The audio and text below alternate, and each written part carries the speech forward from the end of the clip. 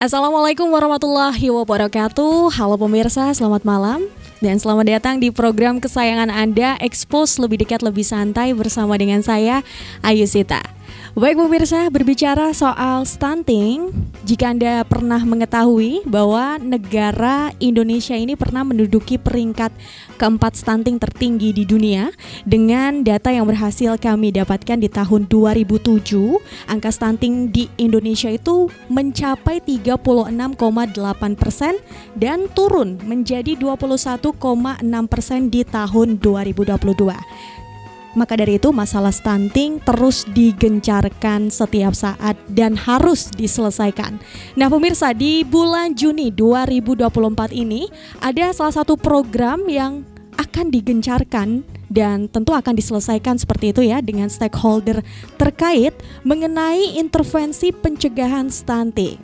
Nah kita akan bahas episode kita kali ini bersama dengan dua narasumber yang sudah hadir di tengah-tengah saya pemirsa.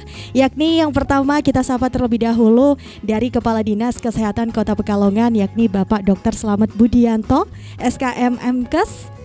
Iya, selamat malam Pak. Selamat malam Mbak Selamat Ayu bergabung dan para pemirsa. Iya, bagaimana Pak kabarnya hari ini? Alhamdulillah sehat. Sehat ya Pak ya? Wah, saya ketemu Pak Slamet itu pas Hari Kesehatan Nasional kalau nggak salah. Iya. Dan hari ini bertemu lagi di sini ya, di kesempatan ini. Kemudian ada dari Bapak saya juga ini Kepala Dinsos P2KB Kota Pekalongan, Bapak Yos Rosidi, SIP MSI. Selamat datang Pak Yos. Selamat bergabung Pak. Ya, gimana Pak kabarnya hari ini Pak? Alhamdulillah baik ya. Baik ya Pak ya? Baik. Saya juga terakhir bertemu itu tahun 2019 ya Pak ya, kalau nggak salah, atau 2021. Dan hari ini bertemu kembali. Luar biasa Pak. Kita hari ini akan membahas salah satu program intervensi pencegahan stunting. Nah, sebelum kita akan membahas lebih dalam lagi, mungkin pertanyaan pertama ini kita ingin mengetahui sih Pak, sebenarnya apa yang menjadi latar belakang adanya program intervensi stunting ini Pak? Monggo Pak, selamat. Mbak Ayu. Jadi tepatnya memang saat ini di bulan Juni ini ya, seluruh daerah ya, termasuk Kota Pekalongan oleh pemerintah pusat diminta untuk melaksanakan kegiatan intervensi serentak pencegahan stunting ya. Jadi di mana di sini kegiatan ini ya wajib dilaksanakan dan yang melatar belakangi adalah jadi terkait dengan data stunting ya. Tadi Mbak Ayu menyampaikan bahwa angka stunting kita memang sudah turun, tetapi Bapak Presiden Jokowi mengharapkan bahwa target di tahun 2024 ini angka stunting Indonesia harus turun menjadi 14%. Nah, di dalam hasil SKI kemarin angkanya Indonesia masih tinggi, dan di Kota Pekalongan ini pun juga masih tinggi ya, belum sesuai dengan target yang diharapkan untuk menuju 14%. Maka pemerintah ingin ya ada data yang betul-betul menggambarkan kondisi stunting di Indonesia ya. Hasil SKI tanpa mengesampingkan hasil survei kesehatan Indonesia ya, yang dimana memang sifatnya adalah sampling ya. Nah, ini pemerintah mengharapkan data yang betul-betul real, sensus dari semua penduduk, khususnya balita yang ada di seluruh Indonesia. Jadi intervensi serentak pencegahan stunting ini diawali dengan pengukuran secara antropometri. Seluruh balita yang menjadi sasaran posyandu itu diukur, kemudian dilakukan artinya analisa yang bersangkutan stunting atau tidak gitu. Jadi harapannya dengan 100% ya sasaran balita ini tercover di dalam intervensi serentak pencegahan stunting ini akan menggambarkan angka real dari angka stunting tersebut ya. Oke, baik. Tadi kan Pak Slamet mengatakan ada beberapa sasaran seperti itu ya. Kalau bisa disebutkan lagi siapakah sasarannya dan bagaimanakah bentuk pelayanannya Pak? Ya. Di dalam intervensi serentak pencegahan stunting ini ada beberapa sasaran, diantaranya adalah diawali dengan remaja ya, calon pengantin. Oh, oke. Ya, calon Remaja ya, ini pengantin, termasuk.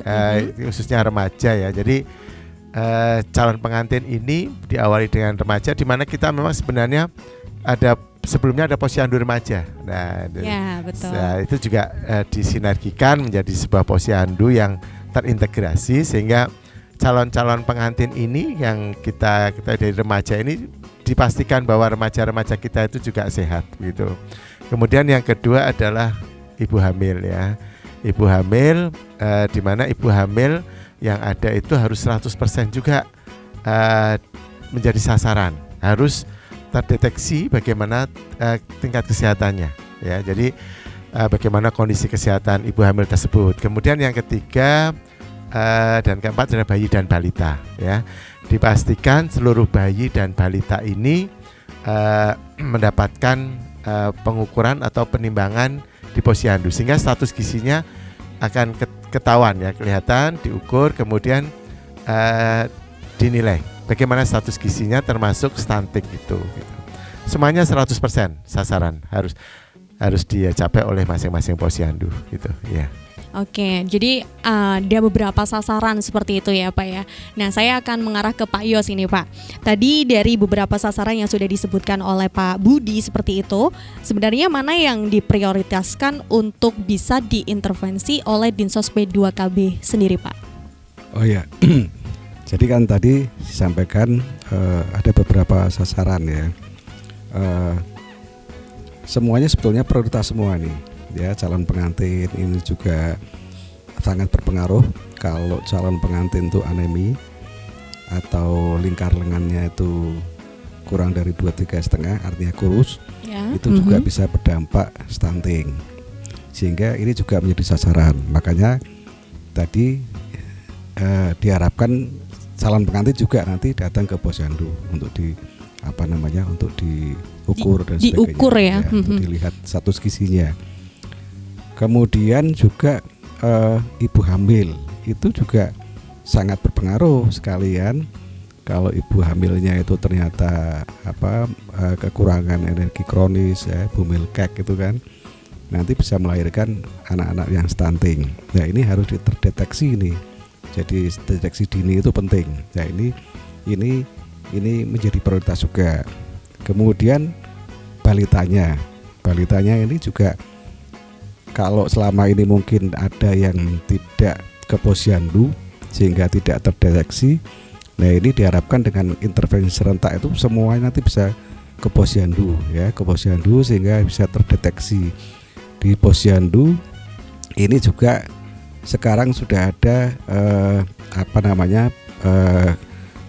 BKB, Bina Keluarga Balita. Di sana di samping anak-anaknya nanti diperiksa, nanti ibu-ibunya itu juga nanti dibimbing, ada kelas, dimasukkan kelas untuk diberikan pembekalan mengenai parenting. Okay. Kemudian cara mengasuh bayinya itu bagaimana dan sebagainya, itu ada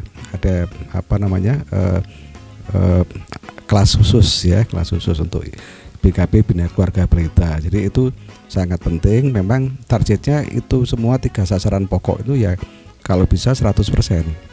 Ya, 100%, makanya emang harus betul-betul ini melibatkan seluruh stakeholder ya, termasuk masyarakat. Semuanya harus mempunyai rasa tanggung jawab untuk mensukseskan ya, tidak hanya OPD ya, organisasi perangkat daerah atau pemerintah, tapi seluruhnya masyarakat juga harus. Kalau enggak memang sulit ini untuk memobilisir supaya mereka mau ke posyandu ini yang perlu effort yang ekstra. Iya betul, saya setuju sih Pak ya, karena memang permasalahan stunting ini kan genting, ini stunting dan penting seperti itu ya Pak Budi ya dan Pak Yos. Nah, untuk tadi kan sudah disinggung sedikit tentang siapa saja yang terlibat. Nah, mungkin dari Pak Budi bisa menjabarkan lagi siapa saja yang terlibat dalam program intervensi serentak pencegahan stunting ini.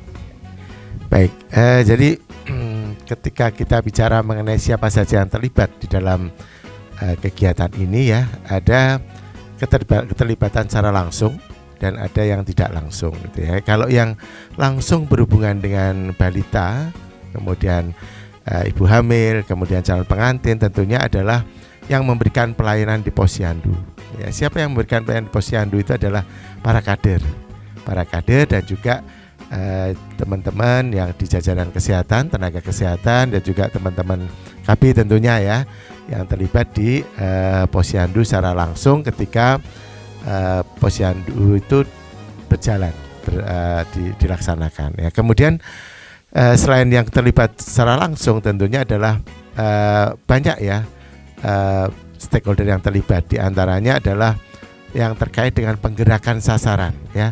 Kalau hanya mengandalkan teman-teman dinas kesehatan, kemudian teman-teman KB, itu nggak akan bisa mencapai target 100%. Jadi poin di sini yang paling penting adalah bagaimana menggerakkan sasaran itu untuk bisa mau datang ke posyandu. Nah, di sini banyak yang berperan, diantaranya adalah tim penggerak PKK, kemudian tokoh masyarakat, tokoh agama, kemudian juga Babinsa, Babin Kaptipmas, kemudian OPD yang terkait dengan stunting karena ada yang sebagai pembina kelurahan, kemudian pembina posyandu dan sebagainya. Itu sangat kita harapkan nanti keterlibatannya di dalam intervensi serentak pencegahan stunting ini ya, saya kira itu. Oke, wow, menarik sekali ya Pak ya. Tapi tadi sempat menyinggung soal posyandu remaja. Nah, ini saya ingin bertanya Pak, apakah posyandu itu sudah ada di setiap wilayah di Kota Pekalongan atau masih ada yang ingin dibuat seperti itu? Posyandu remaja? Yeah.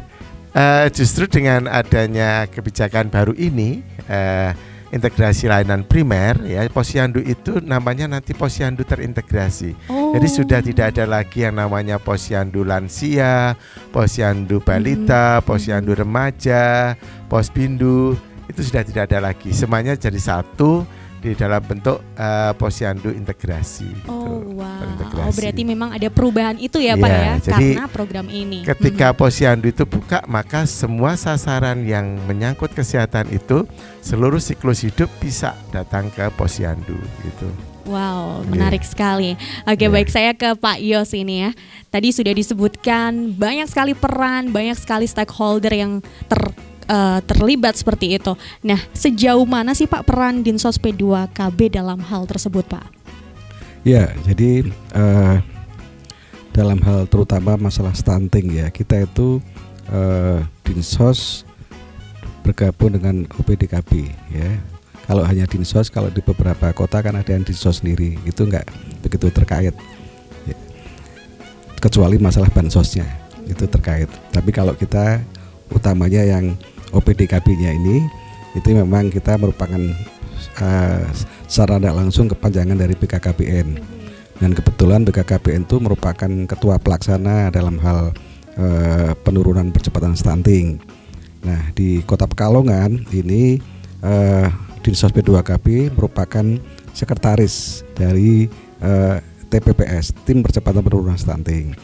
Di sini maka peran Dinsos itu adalah bagaimana supaya orkestrasi ya semuanya akan bisa berjalan, semua yang terlibat bersama Bapeda untuk bisa melaksanakan 8 aksi konvergensi stunting.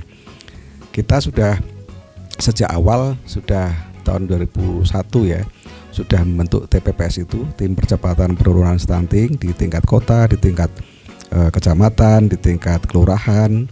Itu sudah terbentuk dengan SK Wali Kota, sudah dikukuhkan.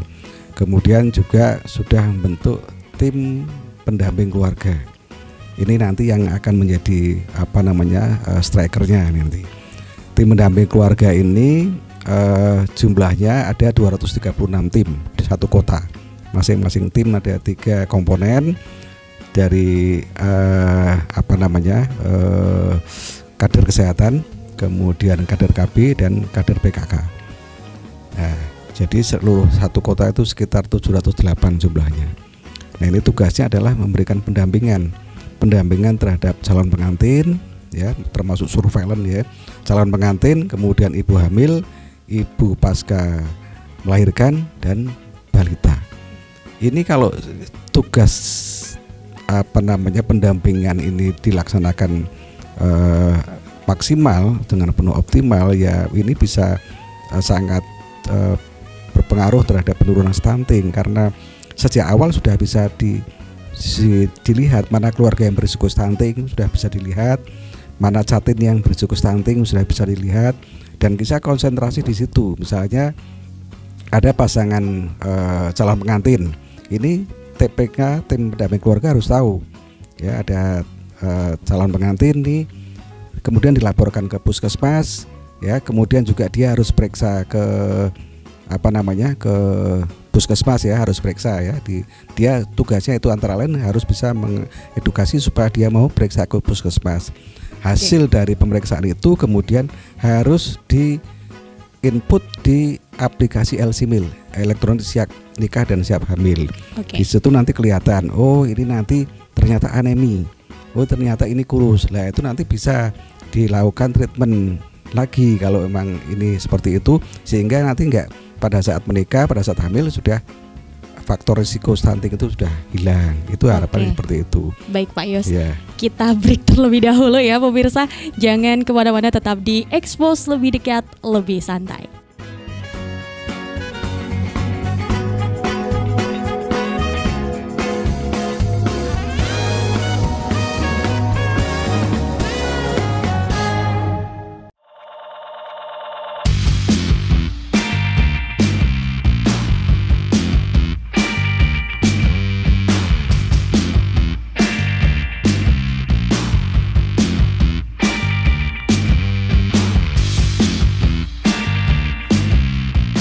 Baik pemirsa, masih kembali dengan Expose Lebih Dekat Lebih Santai. Tentu masih bersama saya Yusita dan kedua narasumber kita pada malam hari ini, yakni ada Pak Budi dan Pak Yos.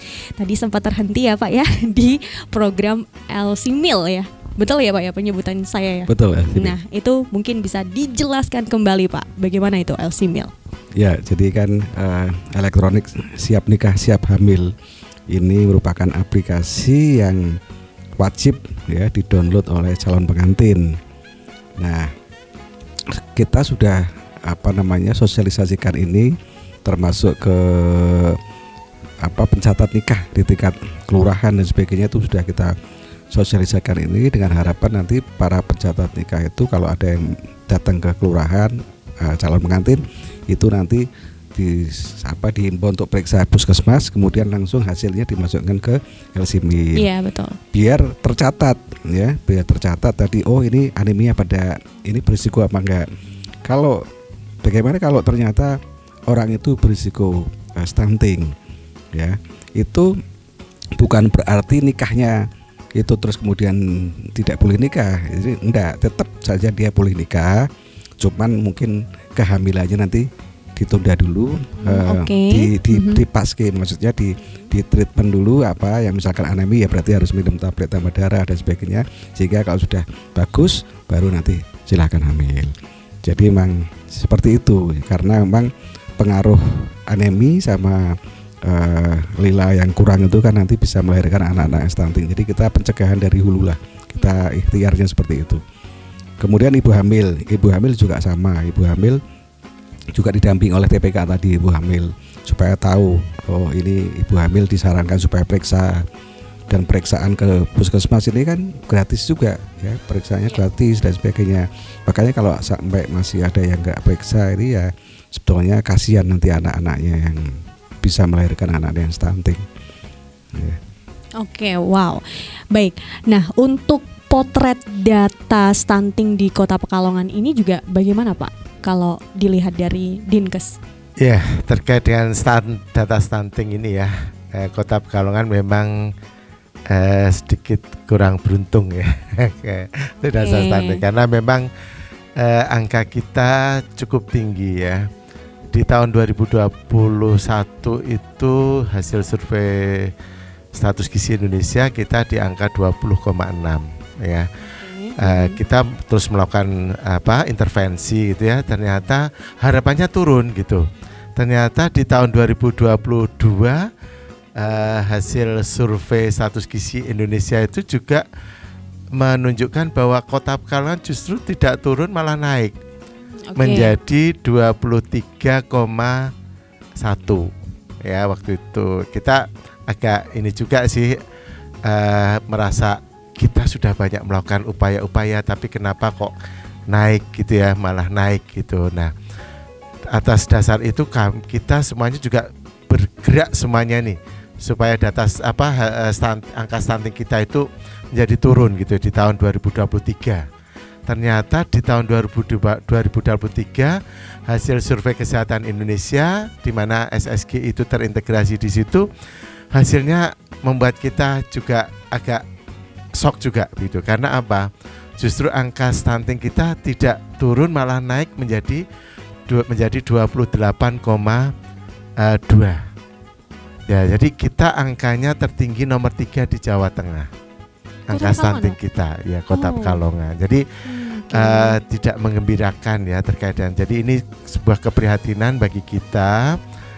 Angka stunting kita itu menurut sampling ya, karena itu sampling cukup tinggi ya itu. Oke Pak. Nah, untuk memperoleh data itu apakah hanya dari survei tadi yang Bapak sebutkan atau ada lain lagi? Ya, sebenarnya angka stunting itu kita peroleh dari dua sumber ya. Yang pertama, sampling yang dilakukan oleh pusat melalui survei status gizi Indonesia, di mana tahun 2023 terintegrasi ke survei kesehatan Indonesia yang angkanya tadi cukup tinggi ya, Kota Pekalongan. Kemudian kita punya input data hasil penimbangan itu pengukuran di masing-masing posyandu melalui EPP-GBM.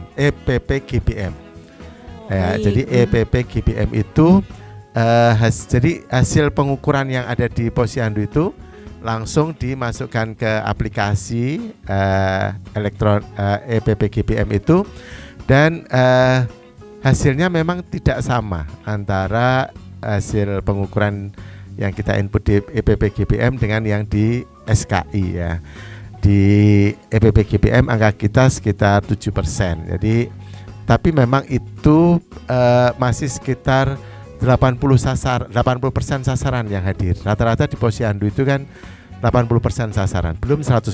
Makanya untuk memastikan bahwa angka stunting kita itu berapa sebenarnya, maka dengan intervensi serentak pencegahan stunting ini, dengan melakukan 100% sasaran itu harus datang ke posyandu, harapannya angka itu lebih real di masyarakat. Jadi nanti ketika ini sama, jadi semuanya harus masuk ke aplikasi EPP-GBM. Jadi apabila nanti betul-betul bisa 100%, maka akan bisa dilihat nih realnya angka kita itu berapa begitu.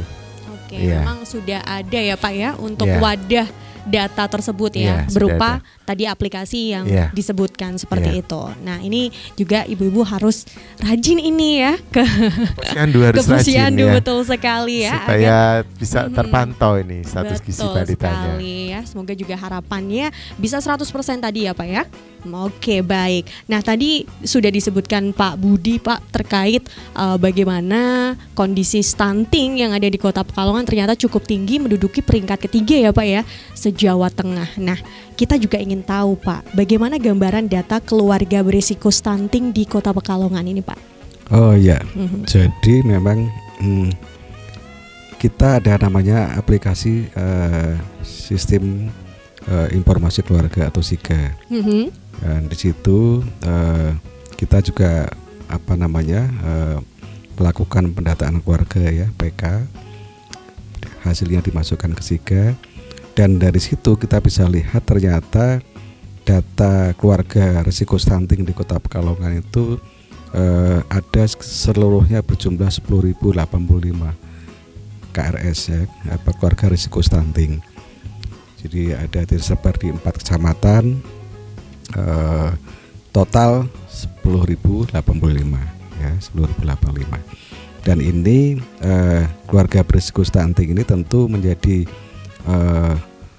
sasaran ya, salah satu sasaran dari tim pendamping keluarga itu ya. Nanti di verify lagi ini dari 10.000 KRS ini, apakah yang remajanya, apa ibu hamilnya atau balitanya. Kemudian apakah ini juga sudah masih ibu hamilnya itu sudah mungkin melahirkan kan seperti itu. Jadi memang terus diupdate terus datanya oleh tadi TPK itu. Jadi penting TPK itu, yang penting itu optimalisasi tugas dari TPK, tim pendamping keluarga ini menjadi kunci sebetulnya. Iya itu ya Pak ya. Dia juga dari masyarakatnya ya Pak ya, yang harus bersama-sama paham soal program-program yang tengah digencarkan seperti itu. Nah ini juga jadi salah satu ya Pak ya bentuk dari program intervensi itu sendiri ya, berupa promosi seperti ini ya Pak ya.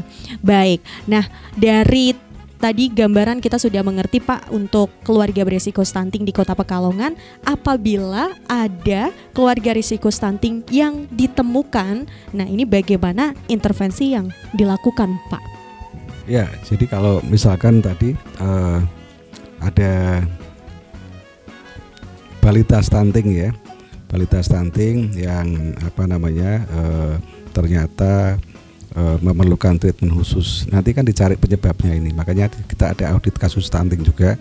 Nah, nanti dirujuk ke rumah sakit ataupun ke puskesmas. Ya mungkin nanti Pak Budi bisa lebih menjelaskan nanti masalah ini. Tapi yang jelas salah satu tugas TPK, tim pendamping keluarga, ini adalah tadi merujuk ya, mendampingi sasaran untuk ke fasilitas kesehatan. Itu salah satu tugasnya. Jadi memang betapa sentralnya ya, strategisnya ini TPK itu perannya, karena tadi dia kan langsung mendampingi selalu. Jadi sehingga tahu langsung begitu ada yang ini ternyata balitanya seperti ini atau ibu hamilnya seperti ini perkembangannya, itu langsung diadakan aksi untuk bisa merujuk ke fasilitas kesehatan, termasuk ke bansos ya, ke Dinsos. Misalnya dia ternyata miskin tapi nggak dapat bantuan sosial sehingga akhirnya, atau misalkan PKH ya untuk ibu hamilnya, yaitu peran TPK sebetulnya itu juga sangat. Jadi TPK itu sentral sekali, perannya sangat penting. Oke baik, dan TPK ini kan di setiap wilayah sudah ada ya Pak ya? Iya, di setiap kelurahan ada. Oke, dan itu bisa didapatkan informasi di setiap kelurahannya ya Pak ya, untuk tahu TPK-nya letaknya di mana dan lain sebagainya, seperti itu ya Pak ya. Oke, nah tadi juga disinggung terkait tentang mekanisme seperti itu ya Pak ya. Nah saya ingin tanya ke Pak Budi seperti itu. Apabila nanti ada warga beresiko stunting dan tidak memiliki KIS atau BPJS, nah ini gimana Pak mekanisme yang dilakukan saat membutuhkan bantuan pengobatan atau intervensi medis Pak?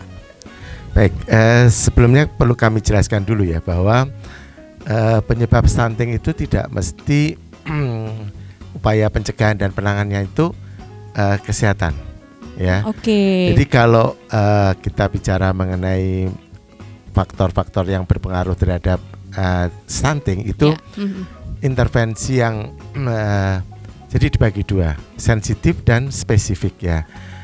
Kami yang spesifik ini memberikan kontribusi yang orang kesehatan itu 30% dari keberhasilan penanganan stunting.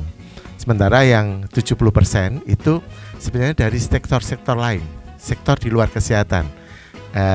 Dalam hal ini kontribusinya sebesar 70% dalam upaya stunting ini. Jadi tadi Pak Yos menyampaikan bahwa ketika ada kasus stunting misalnya kemudian diaudit, itu akan ada muncul penyebabnya baik itu faktor kesehatan maupun non kesehatan. Nah, kalau yang non kesehatan tentunya kita butuh bantuan dari sektor terkait ya.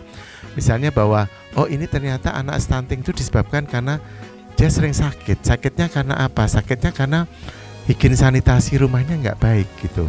Nah misalnya dia nggak punya jamban, dia air bersihnya nggak layak. Nah itu butuh bantuan teman-teman dari dinas Perkim misalnya, PU misalnya untuk yang nangani. Kemudian terkait dengan misalnya mungkin karena pendapatan yang rendah misalnya, ya ini tugasnya dari teman-teman yang di sektor bagaimana meningkatkan ekonomi pendapatan keluarga misalnya seperti itu. Kemudian dari pengetahuan misalnya dan sebagainya. Jadi banyak faktor yang terkait ya. Nah untuk yang kesehatan sendiri sebenarnya kalau kami sendiri ketika dia membutuhkan pelayanan kesehatan kita sebenarnya untuk Kota Pekalongan alhamdulillah kita sudah UHC ya, di mana dengan status UHC itu seluruh penduduk Kota Pekalongan itu bisa terjamin pelayanan kesehatannya. Jadi kalau misalnya sekarang tidak ada misalnya saya tidak punya BPJS nggak masalah. Sekarang yang penting adalah punya KTP. Oh, ya. Tetap bisa ya Pak ya? Kalau punya KTP nanti langsung bisa, kalau dia betul-betul penduduk Kota Pekalongan maka dia bisa diintegrasikan di BPJS Kesehatan. Jadi langsung dengan adanya kita status UHC itu, ketika kita daftarkan di BPJS Kesehatan bisa langsung aktif. Ya itu. Ya jadi apalagi ini adalah program ya. Jadi BPJS sangat mendukung program dan juga pemerintah daerah dan ini Kota Pekalongan sangat ini kalau misalnya ada biaya yang tidak ditanggung oleh BPJS, misalnya kalau ada misalnya ya seperti dia harus dirujuk ke rumah sakit provinsi misalnya, dia statusnya stuntingnya sudah agak berat sehingga dirujuk. Nah, kami di pemerintah Kota Pekalongan menyediakan bagaimana transportasinya, kalau misalnya dia harus menginap maka itu bisa diklaimkan ke kami, ke Dinas Kesehatan sebagai bantuan biaya mereka di sana. Oke, apakah langsung datang Pak atau lewat dari puskesmas ataupun posyandu terdekat atau seperti apa Pak? Kalau selama ini ya yang bisa jadi dia harus ke puskesmas dulu ya, ke puskesmas, nanti puskesmas atau rumah sakit yang nanti akan kontak dengan PIC kami yang ada di Dinas Kesehatan. Nanti yang bersangkutan diminta untuk datang ke puskesmas dengan membawa bukti bahwa dia memang sedang dirawat, kemudian dia punya dia melampirkan KK dan KTP itu ya. Untuk kita inputkan datanya kita daftarkan ke BPJS Kesehatan. Oke, gitu. Untuk responnya berapa hari Pak? Langsung. Oh langsung ya, seketika langsung. Begitu ada yang membutuhkan. Itu kita daftarkan, hari itu juga aktif.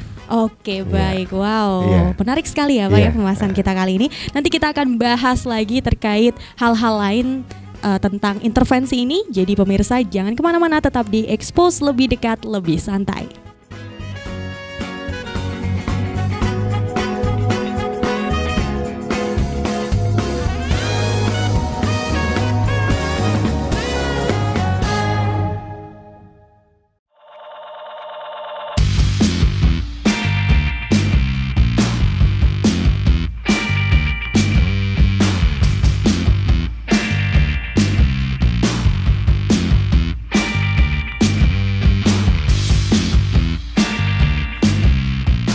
Ya pemirsa, masih bersama dengan saya Yusita dalam program Expose Lebih Dekat Lebih Santai. Tentu masih bersama dengan Pak Budi dan Pak Yos. Ini masih semangat ya Pak ya.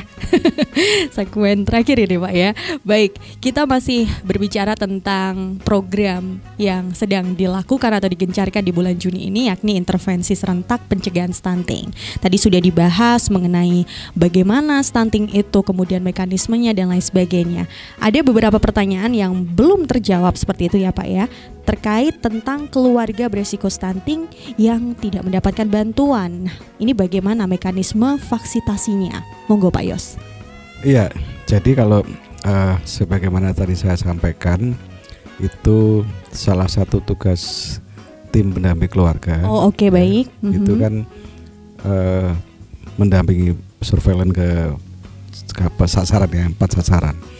Nah di situ kan kelihatan ibu hamil misalnya ini kan miskin ya, dia berhak mendapatkan bansos ya, baik PKH maupun bantuan panganan tunai, ternyata kok tidak dapat misalnya. Kan terkadang kalau yang bukan tugasnya kan terkadang nggak begitu aware ya. Nah TPK itu kan sudah diberi tugas itu, makanya dia harus lebih aware. Kalau ada yang menemukan yang seperti itu, nanti dia bisa melaporkan atau memberi saran kepada si ibu hamil yang berisiko stunting yang kebetulan memang butuh bantuan itu, untuk bisa ke kelurahan atau ke dinas sosial. Di dinas sosial ada pos yang namanya SLRT, SLRT sistem layanan dan rujukan terpadu. Di kelurahan juga ada fasilitator SLRT. Nah di situ nanti bisa mengajukan untuk mendapatkan bansos itu. Nanti akan dicek apakah dia sudah masuk DTKS atau belum. Kalau belum nanti suruh bikin DTKS dulu. Nah di situ nanti diajukan ya, diajukan nanti, walaupun nanti memang ini yang menentukan adalah pemerintah pusat, dalam hal ini adalah Kementerian Sosial. Tapi minimal kalau nanti mendapat bantuan itu kan lumayan untuk ibu hamil. Ya. Selama 9 bulan otomatis nanti dia diputus memang selama 9 bulan. Dan nanti juga nanti ada lagi komponen untuk yang anak-anaknya ya. Jadi anak sekolah dan sebagainya. Jadi memang PKH itu yang menjadi menjadi yang memang para masyarakat yang pingin tuh ya PKH, mendapat PKH. Meskipun kuotanya memang terbatas. Tapi ini salah satu upaya dari Dinsos untuk bisa membantu tadi meringankan para sasaran yang berisiko stunting untuk bisa keluar dari stunting dengan upaya kita membantu. Nah, caranya kita nggak tahu, terkadang mereka juga nggak tahu. Iya. Peran TPK itu penting ya untuk bisa menjembatani. Oke, berarti memang dari TPK ya Pak ya, kunci Betul, utamanya kuncinya ya. TPK. Oke, untuk responnya Pak berapa hari Pak terkait hal tersebut? Kalau memang diusulkan biasanya nanti 2 bulan setelahnya itu nanti ada hasilnya. 2 bulan. Iya. Oke, baik.